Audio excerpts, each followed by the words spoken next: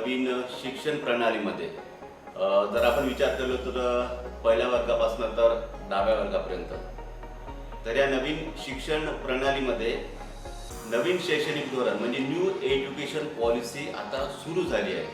आणि त्या new education पॉलिसीमध्ये बऱ्याचशा नवीन गोष्टी आहेत, काही निगेटिव्ह असतील, काही पॉझिटिव्ह असतील. पण त्याच्यामध्ये एक नवीन संकल्पना ती म्हणजे स्टेम. स्टेम काय आहे?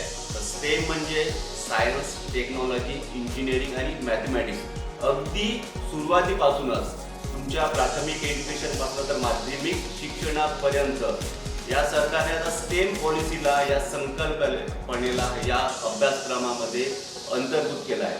आणि या स्टेमच्या माध्यमातून अगदी सुरुवातीपासूनच वेगवेगळे सायन्सचे project, physics, chemistry, coding, programming, design thinking, त्याच्यासोबतच इलेक्ट्रॉनिक्स, मेकॅनिक्स आणि अशा कितीतरी गोष्टींना अंतर्भूत केलं आहे. आणि याबद्दलची काही शाळांना पण त्यांनी सूचना दिल्या आणि त्याच्या माध्यमातून ह्या सगळ्या गोष्टी बऱ्याचशा कॉन्व्हेंट्समध्ये सुरू केलेल्या आहेत. तर त्याच्यामध्ये नवीन एक कन्सेप्ट आहे की मशीन लर्निंग. अगदी सुरुवातीपासून विद्यार्थ्यांना ॲक्च्युली मशीन्स कशा काम करतात याच्याबद्दल परिचय आणि याबद्दल प्रॅक्टिकल सुद्धा देण्याचा या न्यू एज्युकेशन पॉलिसीच्या माध्यमातून तो त्यांचा प्रयत्न आहे. तर ह्या मशीन्स लर्निंग कशा काम करतात त्याचं एक मॉडेल मी तुमच्यासमोर एक दाखवतो.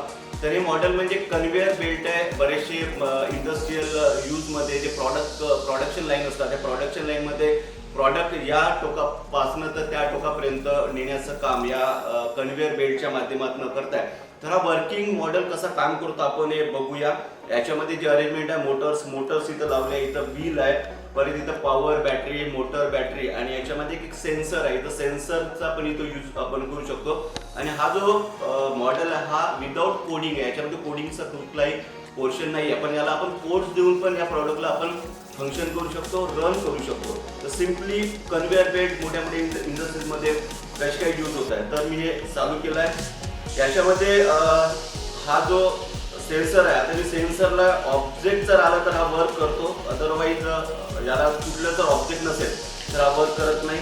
हा आता वर्क करतो. त्याच्यामध्ये प्रोडक्शन लाईनमध्ये कुठल्या प्रॉडक्ट कसा टाकला जातो, त्या कन्व्हेअर बेल्टमधनं हा प्रॉडक्ट येतो आणि या प्रॉडक्टला पुढे ढकलण्याचं काम या माध्यमातून असं केलं जातं.